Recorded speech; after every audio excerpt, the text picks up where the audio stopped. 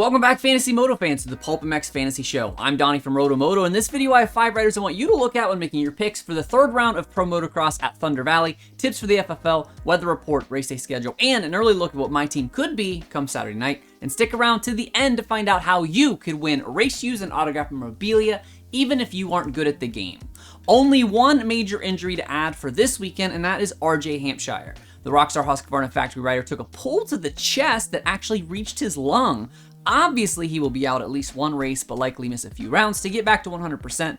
Privateer hero Ben LeMay is scheduled to make his debut this weekend as well, and keep an eye on some of the other privateers, as many riders will hit the California rounds near their home, but skip the ones that are in the middle of the country. Bar X Suzuki's Preston Kilroy and Dylan Schwartz are both listed on the entry list for the weekend, but neither riders nor the teams have announced their returns, so I wouldn't put them on your early team just yet, but keep your eye on qualifying to see if they will race. As always, remember the feature checkbox at the top of your team page that says only show riders in AMA qualifying results to, you guessed it, only show riders that put in at least one lap time in qualifying. This will not save you from guys that miss the top 40 cut or bow out due to injury, but it is better than nothing. For this weekend, I have 3 guys to target, 1 to avoid in a high handicap for you gamblers out there, starting with the little class and working our way up. 250 All-Star, there is one guy with an immense value and 40% of players can't pick him.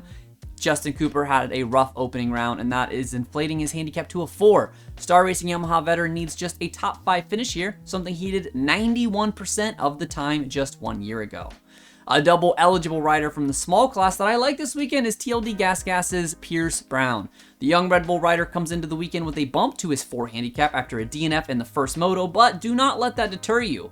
Pierce has been top 10 in his other 3 motos and has finished in the top 7 twice already in just 4 races. If he could put together another 7-7 weekend, that would net you a cool 80 points.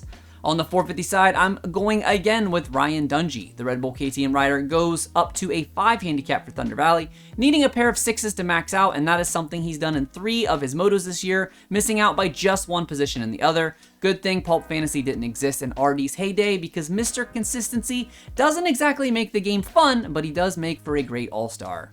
One rider that I want you to stay away from this weekend is Joey Savacci. The Monster Kawasaki fill-in brings a 2 handicap to the table, and that is just not enough value for a guy with a bum knee. Even healthy, I expect him to slot into the top 10 behind Dungey and Caroli, but that doesn't leave a lot of value. He went 11-9 last weekend, which only bring you 52 points if he did it again, and if he somehow managed to improve both motos, going 8-8, that still caps at just 60 points on the day.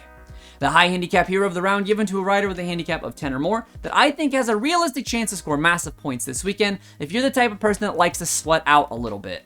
In the 450 class, there are a handful of riders I could put here, but let me highlight the flying Hawaiian Grant Harlan. The true privateer is running with a 13 handicap this weekend and has finished inside the top 23 already, 3 of 4 motos with a high of 17th, really showing his potential. If he could put together a 17-17 day, that would do nothing but get you 72 points on the weekend.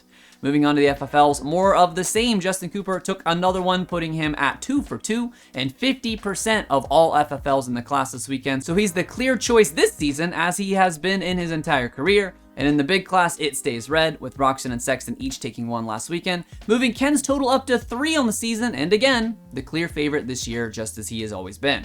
Even though we are shifting 1 time zone east to Mountain Time, the schedule remains mostly unchanged. Qualifying does begin 1 hour earlier, but the race itself is still slated for a 4 p.m. Eastern, 1 Pacific start time.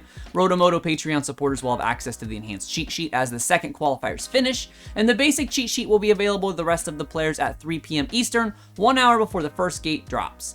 It is going to be a blistering hot one Saturday with a high of 94 around when the first gate drops with relatively low humidity. One thing of note for viewers is that the first moto will not be on MAV TV, at least not live. The 450s will be racing first this weekend, and that first 450 moto will actually be broadcast on NBC and the Peacock app. If you do not have access to NBC or Peacock, you will instead have to watch the race on tape delay, and it will be available immediately following the last moto of the day on the MAV TV Plus app, so please plan accordingly. Before I show you my early team, I want to talk to you about Maxxis Tire coming on for all 12 rounds so I can deliver these videos for you. You know Maxxis Tire. You know their MXST tire designed by the king of Supercross and my all-time favorite rider, Jeremy McGrath. It is the newest and most advanced tire in the Maxxis MX lineup, featuring an all-new tread pattern, compound, and composition to provide the stability, predictability, and traction that the upper tiers of motocross demand. The entire SGB Honda team runs Maxxis on their race bikes, including PulpMX show favorites and on-again, off-again rivals Alex Ray and Cade Clayson. Available at your local retailer and also at motosport.com. My Thursday team looks like this. I have Justin Cooper locked in as my all-star, his teammates Matt LeBlanc at an 8 handicap, as well as Nick Romano at a 4. And rounding out that squad is Rockstar Huskies Jalik Swole with a 5. 450 side, let's go Antonio Cairoli, since I can't pick Dunge. Fast Freddie Norn with a 4 handicap. HEP's Brick, Brandon Hartraff, 7 handicap, and high handicap hero Grant Harlan, rocking that lucky number 13. The prize for the highest Championship League score at Thunder Valley will be a race-worn jersey, but if you're not great at fantasy, that is okay. If you want a chance to win something like this, limited edition Slayer-themed Robbie Wageman jersey, part of a Team Solitaire prize pack, which includes a Rockwell watch and hat, Liat goggles and beanie, as well as some of the best metal music courtesy of Nuclear Blast Records. Consider joining me on Patreon. For just about $1 per week, you are entered to win race shoes and autographed memorabilia, and insiders and above double their entries, as well as an exclusive podcast talking fantasy stats on every rider in the field, and that enhanced cheat sheets that come out every single Saturday. Link for that is in the description below.